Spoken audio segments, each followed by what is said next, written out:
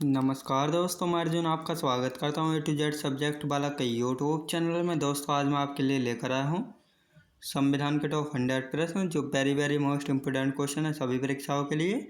सभी परीक्षाओं में बार बार रिपीट किए क्वेश्चन है, तो दोस्तों वीडियो को अंत तक जरूर देखना ताकि सभी क्वेश्चन आपको आसानी से याद हो जाएँ। साथ ही दोस्तों, अगर आप हमारे चैनल पर पहली बार आएँ तो हमारे चैनल को भी सब्सक्राइब कर लीजिएगा, साथ ही बेल आइकन को प्रेस कर लीजिएगा ताकि हमारे आने वाले वीडियो का नोटिफिकेशन आप तक पहुँचता रहे। चलिए दोस्तों, वीडियो को स्टार्ट करते हैं। भारत में अवशिष्ट शक्तियाँ किस में निहित है? दोस्तों केंद्रीय सरकार में निहित होती हैं अवशिष्ट शक्तियाँ, याद रखेंगे दोस्तों। अगला क्वेश्चन देखते हैं। अखिल भारतीय सेवा के सदस्य किसकी सेवा करते हैं? दोस्तों संघ एवं राज्य सरकार दोनों की सेवा करते हैं, याद रखेंगे दोस्तों। अगला क्वेश्चन देखते हैं। एक नई अखिल भारतीय सेवा किस प्रकार अस्तित्व में आती है? दोस्तों संसद द्वारा जो है अस्तित्व में आती है। राज्य पुनर्गठन आयोग ने 1956 में कितने राज्य तथा कितने संघ राज्य बनाए थे? दोस्तों 14 राज्य तथा 6 संघ राज्य जो है बनाए थे, याद रखेंगे दोस्तों। अगला क्वेश्चन देखते हैं। संविधान के किस संशोधन ने मौलिक अधिकारों की अपेक्षा राजनीति निर्देशक सिद्धांतों को अधिक महत्वपूर्ण बना दिया है? दोस्तों 42वें संविधान संशोधन में, याद रखेंगे दोस्तों। अगला क्वेश्चन देखते हैं। किसके द्वारा 3 स्तरीय पंचायती राज व्यवस्था को संवैधानिक दर्जा प्रदान किया गया? दोस्तों 73वां संवैधानिक संशोधन द्वारा, जो कि 1993 में हुआ था, याद रखेंगे दोस्तों। अगला क्वेश्चन देखते हैं। किस संशोधन द्वारा धर्मनिरपेक्ष शब्द भारत के संविधान की उद्देशिका या प्रस्तावना का भाग बना था? 42वें संविधान संशोधन के द्वारा धर्मनिरपेक्ष शब्द जो है प्रस्तावना या उद्देशिका का भाग बना था, याद रखेंगे दोस्तों। अगला क्वेश्चन देखते हैं। भारत के संविधान के किस अनुच्छेद के अंतर्गत सशस्त्र बलों के सदस्यों के मौलिक अधिकारों को विशेष रूप से प्रतिबंधित किया जा सकता है? दोस्तों अनुच्छेद 33 के द्वारा, याद रखेंगे दोस्तों, अनुच्छेद 33 के अंतर्गत। अगला क्वेश्चन देखते हैं। भारतीय संविधान के किस अनुच्छेद के अंतर्गत राष्ट्रपति को अधिकार है कि वह किसी बिल पर अपनी अनुमति रोक ले? दोस्तों अनुच्छेद 111 के अंतर्गत। भारतीय संविधान का कौन सा अनुच्छेद भारत की विदेशी यात्रा से विदेश नीति से जो है संबंधित? अनुच्छेद 51, याद रखेंगे दोस्तों, अनुच्छेद 51। भारतीय संविधान का कौन सा अनुच्छेद प्रसाद का सिद्धांत उल्लेखित करता है? अनुच्छेद 310, याद रखेंगे दोस्तों, अनुच्छेद 310। अगला क्वेश्चन देखते हैं। बेंटिंग और जुआ को भारतीय संविधान की 7वीं अनुसूची के अंतर्गत किस सूची में शामिल किया गया था? दोस्तों राज्य सूची में जो है शामिल किया गया है। शिक्षा को समवर्ती सूची में शामिल किया गया है। रेलवे किस सूची के अंतर्गत आती है? दोस्तों संघ सूची के अंतर्गत आती है रेलवे, और शिक्षा को समवर्ती सूची में जो है शामिल किया गया है, याद रखेंगे दोस्तों। अगला क्वेश्चन देखते हैं। किस संस्था के रोजगार में सभी नागरिकों के लिए समान अवसर वाला अधिकार लागू नहीं होता है, जिसे भारत के संविधान में प्रतिष्ठापित किया गया है? दोस्तों सहकारी समिति, याद रखें दोस्तों, सहकारी समिति। अगला क्वेश्चन देखते हैं। न्यायिक समीक्षा प्रणाली का उद्गम देश कौन सा है? दोस्तों यूएसए, याद रखें दोस्तों, न्यायिक समीक्षा प्रणाली का उद्गम देश कौन सा है? यूएसए है। डाक मतदान को अन्यथा क्या कहा जाता है? परोक्षी मतदान कहा जाता है, याद रखें दोस्तों, परोक्षी मतदान कहा जाता है। विवाह, तलाक, विरासत आदि जैसे नागरिक मामलों में संविधान द्वारा विधिक नियम बनाने के लिए अलग से किसको प्राधिकार दिया गया है? दोस्तों समवर्ती सूची द्वारा केंद्र और राज्य दोनों को जो है प्राधिकार दिया गया है, याद रखेंगे दोस्तों। अगला क्वेश्चन देखते हैं। राष्ट्रीय राजमार्ग का मंद संविधान किस सूची में शामिल है? दोस्तों समवर्ती सूची में जो है शामिल है, याद रखेंगे दोस्तों, समवर्ती सूची में शामिल है। अगला क्वेश्चन देखते हैं। राजनीतिक संप्रभुता की संकल्पना का समर्थन किसने किया था? दोस्तों रूसो ने किया था, याद रखेंगे दोस्तों, रूसो ने। संप्रभुता के बहु सिद्धांत में किस पर जोर दिया गया? दोस्तों संघ पर जो है जोर दिया गया, याद रखेंगे दोस्तों, संघ पर। जनता पार्टी के शासनकाल के दौरान भारत का राष्ट्रपति कौन था? दोस्तों नीलम संजीव रेड्डी थे जनता पार्टी के शासनकाल के दौरान भारत का राष्ट्रपति। याद रखेंगे दोस्तों। अगला क्वेश्चन देखते हैं। जब सरकार के विभिन्न अंगों के बीच सत्ता का बंटवारा हो तो उसे क्या कहा जाता है दोस्तों? अधिकारों का वितरण जो है कहा जाता है। याद रखेंगे दोस्तों, अधिकारों का वितरण कहा जाता है। अगला क्वेश्चन देखते हैं। अनुसूचित क्षेत्रों में परिवर्तन करने के लिए संवैधानिक तौर पर कौन सशक्त होता है दोस्तों? भारत का राष्ट्रपति सशक्त होता है। भारत में पनडुब्बी यात्रा करने वाले पहले राष्ट्रपति कौन थे? डॉक्टर एपीजे अब्दुल कलाम थे। याद रखें दोस्तों, डॉक्टर एपीजे अब्दुल कलाम।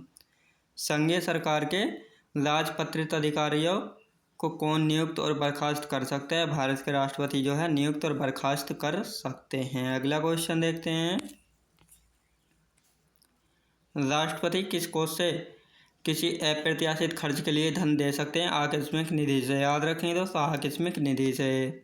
भारत सरकार का कौन सा अधिकारी सदस्य न होते हुए भी भारतीय संसद की कार्यवाही में भाग लेने का अधिकार रखता है दोस्तों? भारत का महान्यायवादी, जिसे अटॉर्नी जनरल भी कहा जाता है।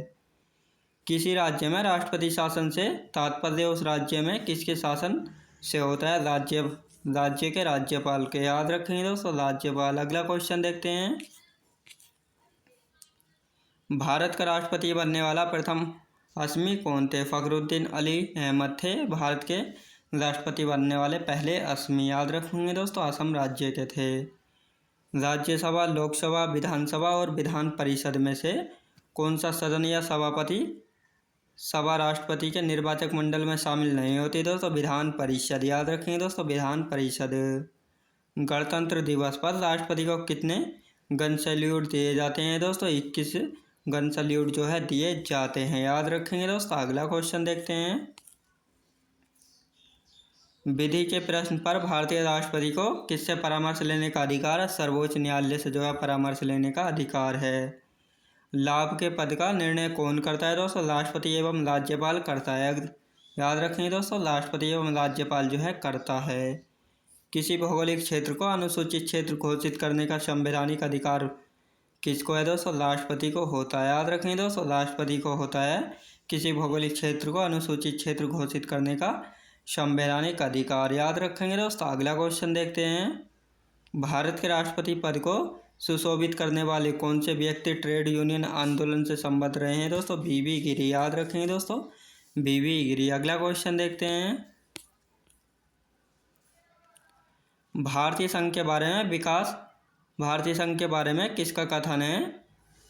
यह एक ऐसी सहकारी संघ व्यवस्था है जिसमें मजबूत केंद्र का तो निर्माण किया गया है परंतु राज्यों को भी कमजोर नहीं किया गया है। ग्रेनविल ऑस्टिन का यह कथन है। याद रखेंगे दोस्तों। केंद्र एवं राज्य के मध्य विधायी, प्रशासनिक तथा वित्तीय शक्तियों का विभाजन किया गया है, लेकिन किसे बाहर रखा गया है दोस्तों? न्यायपालिका को जो है बाहर रखा गया है। याद रखेंगे दोस्तों। अगला क्वेश्चन देखते हैं।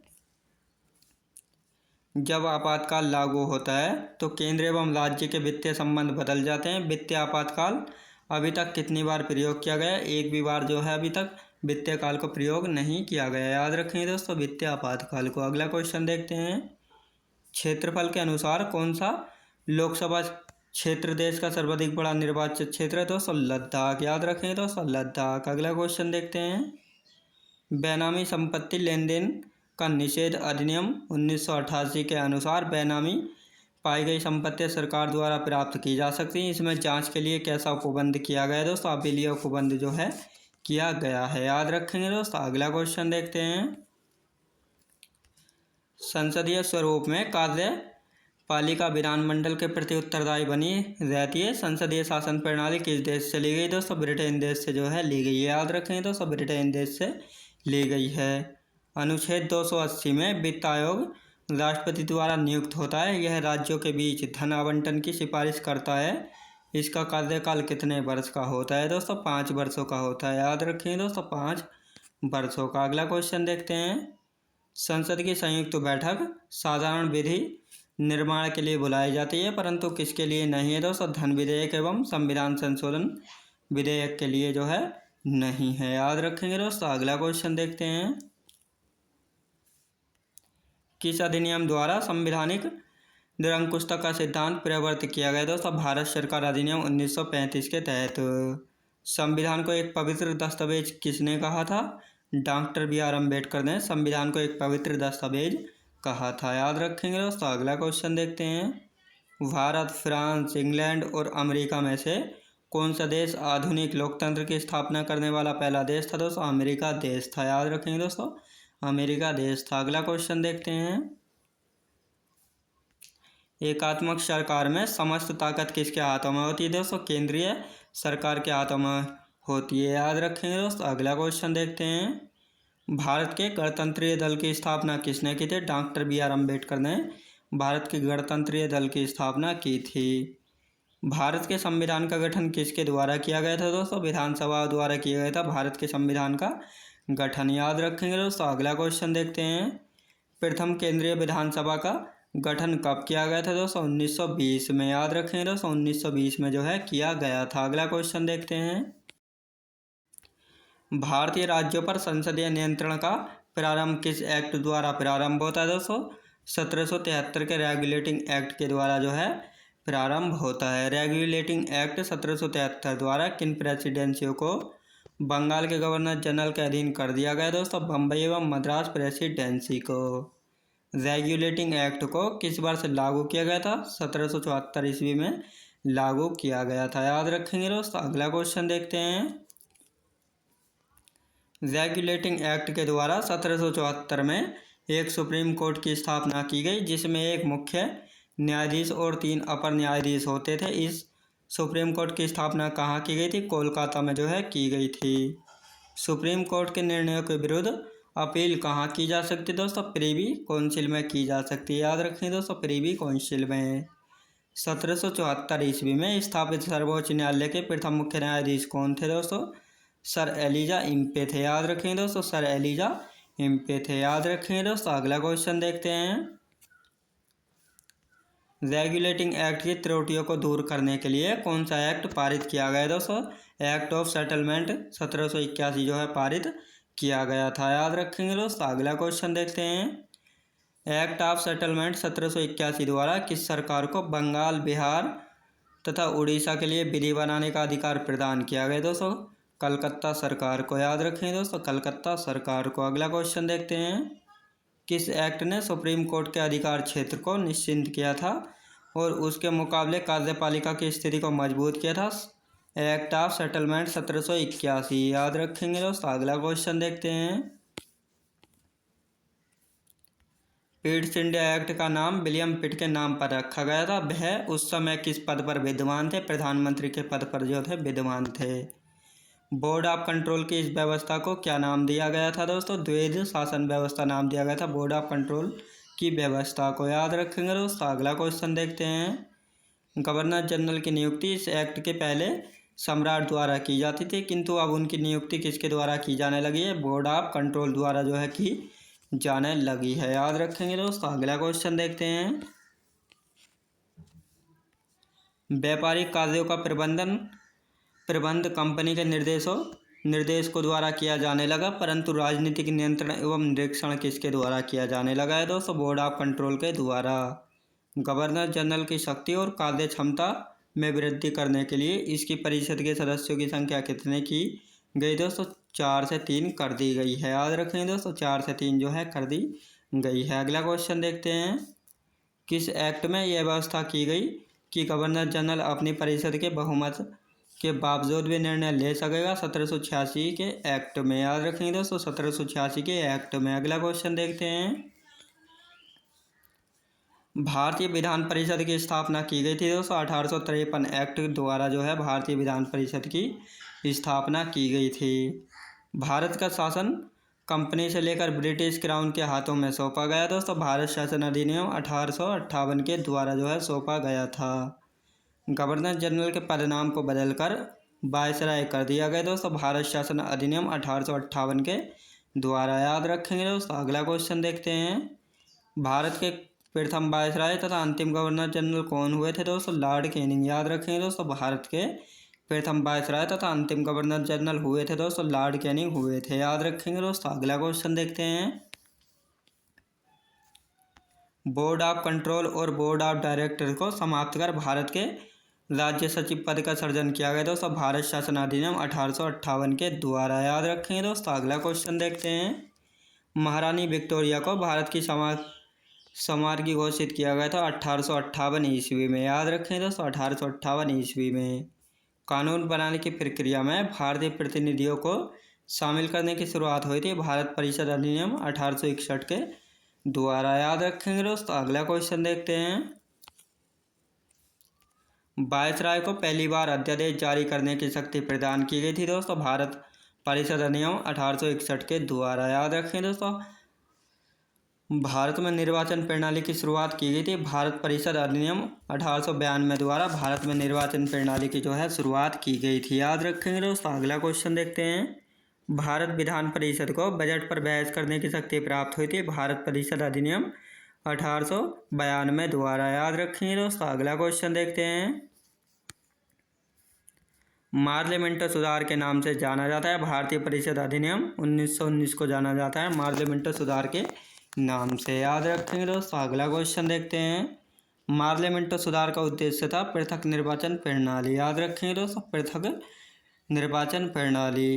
पहली बार मुसलमानों के लिए पृथक निर्वाचक मंडल प्रारंभ में लाया गया दोस्तों भारत परिषद अधिनियम 1909 के तहत। याद रखेंगे दोस्तों। अगला क्वेश्चन देखते हैं।